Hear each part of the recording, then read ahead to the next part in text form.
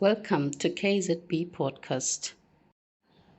Why is this trio, this Honorable General, so feared?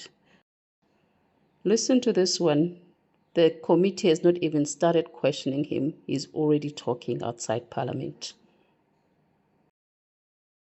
So I've made it clear since 27th of November last year that I'm absolutely happy to give evidence at this committee. In fact, I want to give evidence at this committee. But what I wasn't happy with was the fact that there was a lack of security. And after the Speaker of the Assembly made the decision not to issue the summons, they decided then to focus on my security. So I have to blame Parliament for not providing proper security. I've also provided my own security, but the reality of the situation is I've been fighting crime in South Africa for 36 years. I didn't wake up last year and start fighting crime.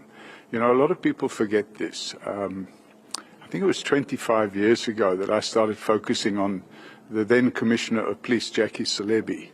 And I spent 7 years of my life to expose the criminality of the police under Jackie Selebi. And no sooner had I finished mopping up that little exercise than I started again.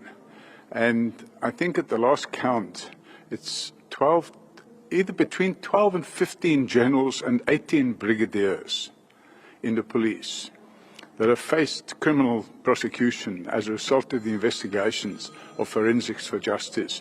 And we set Forensics for Justice up in, I think, 2015 for the sole purpose of exposing criminality in the criminal justice system.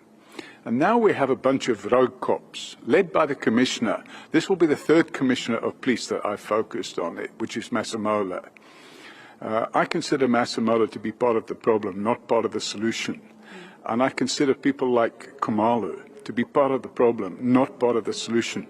You have to remember that Khumalo was head of crime intelligence in KZN from 2018 until 2022. And what happened in 2021 was 300 people were murdered in the riots and 100 billion rands worth of damage done to the economy of this country, while that man was head of crime intelligence in KZN. And what happens? In 2022, he gets promoted to be head of crime intelligence in the country, and he's controlling a slush fund of 600 million rand a year. And between him, Masemola and Khumalo, and Mkhwanazi, they've been running riot with that slush fund.